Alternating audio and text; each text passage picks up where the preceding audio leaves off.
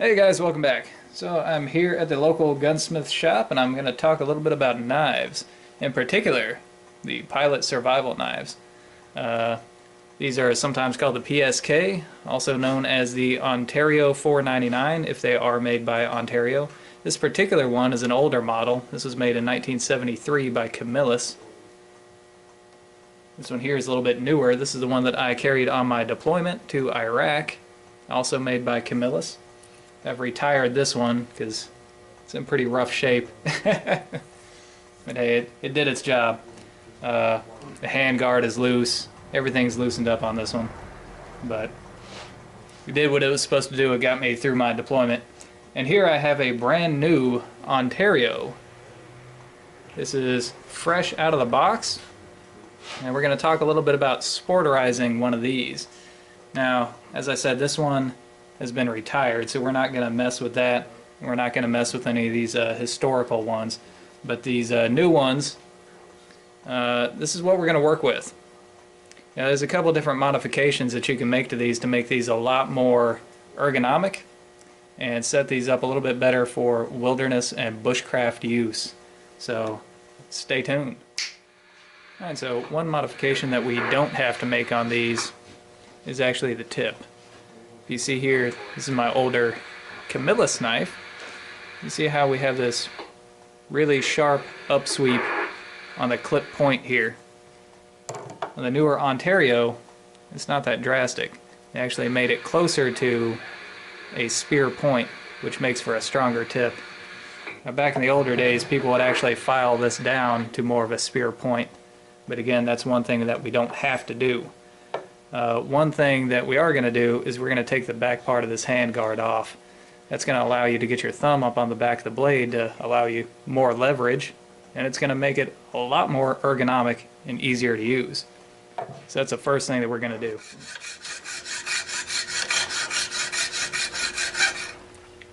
There we go. Perfect.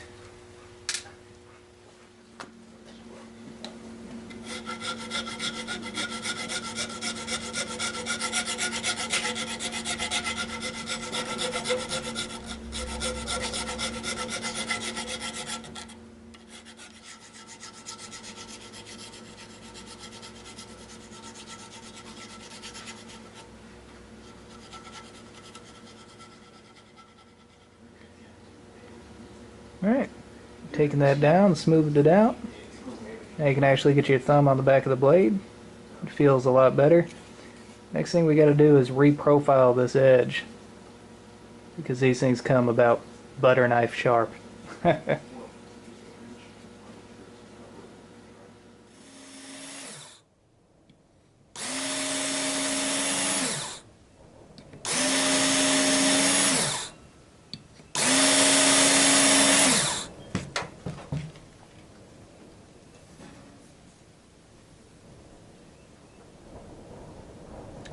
Alright. As you see, we've reprofiled that edge down to a 25-degree convex edge. See just how much metal we had to take off to get there. It's a whole lot sharper now than it was.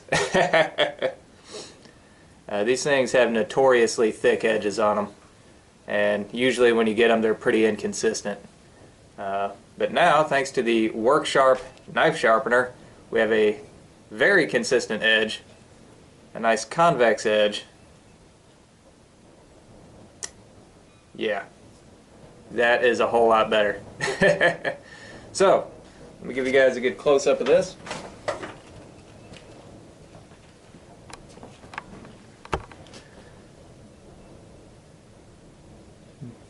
That's what we got so far.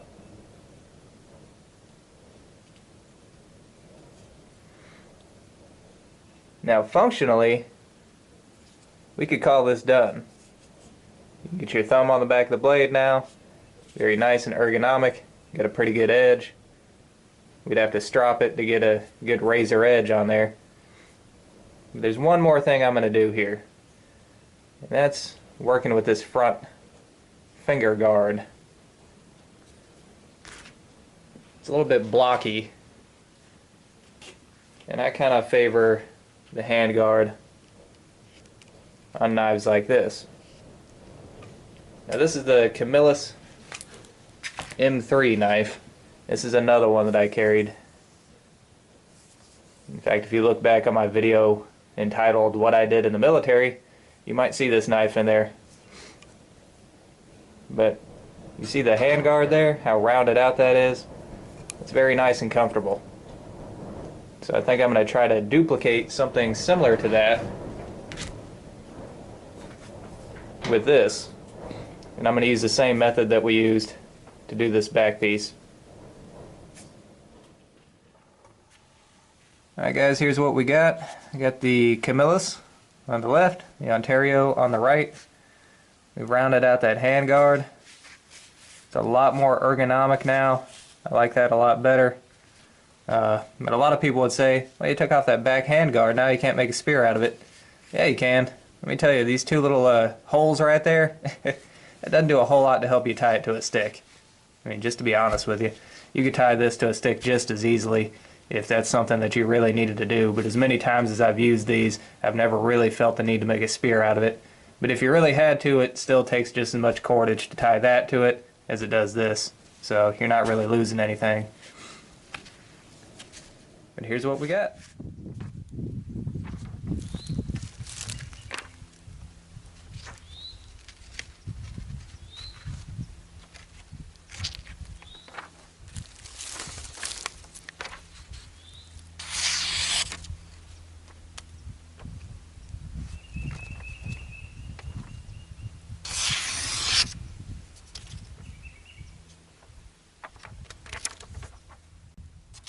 Found this piece of paracord.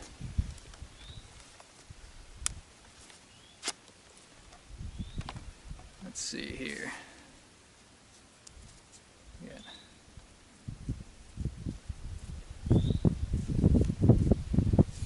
Try to cut 4 layers of paracord. See how well this does. Like butter.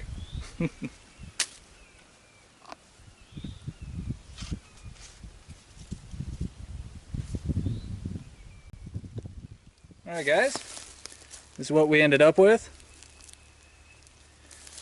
What I did last night is I put some neat's foot oil on the leather parts of the sheath and also on the handle of the knife.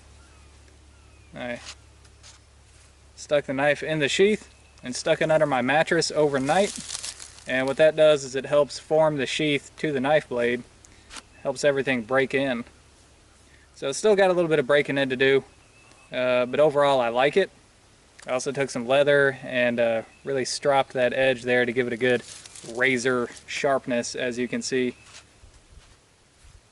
So yeah, I really like how this turned out. You can see the neat's foot oil kind of gives this a darker color naturally. We don't have to dye this or anything. It kind of turned almost a tobacco brown color.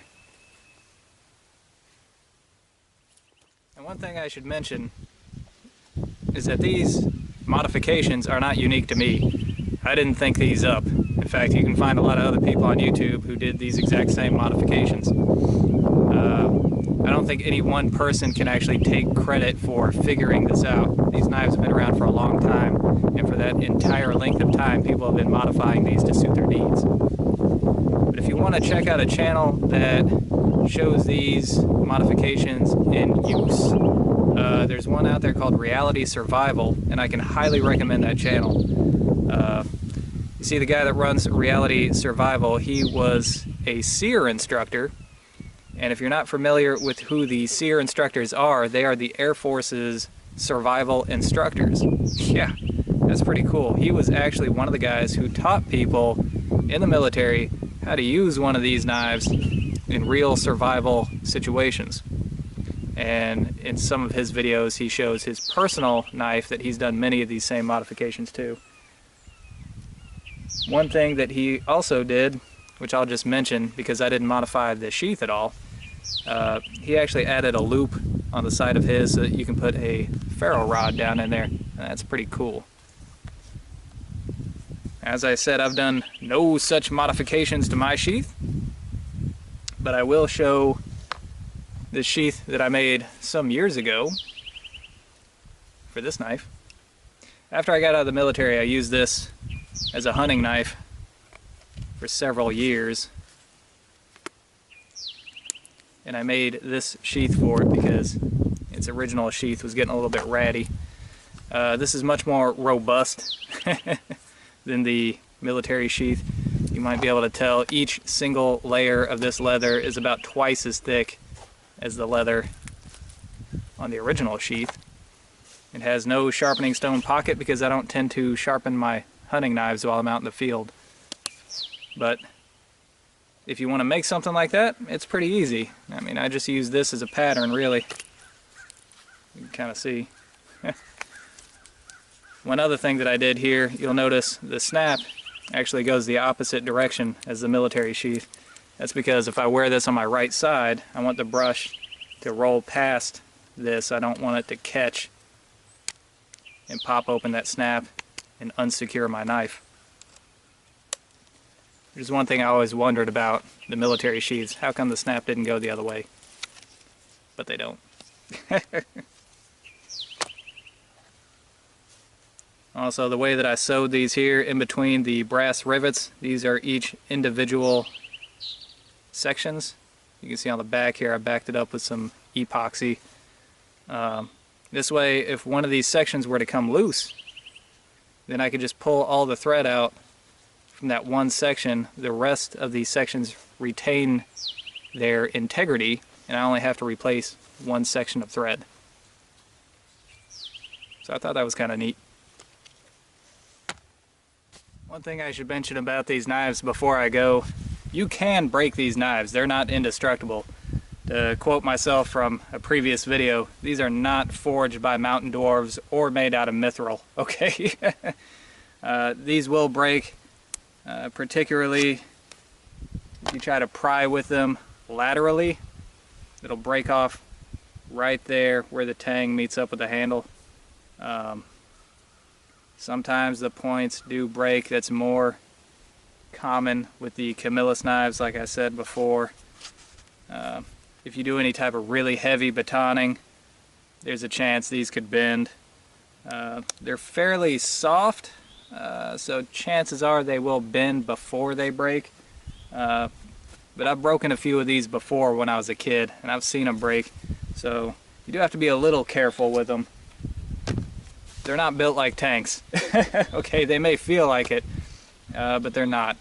So you do have to be a little bit careful when you're using them. Alright guys, that has been the Ontario Model 499 USAF Pilot Survival Knife.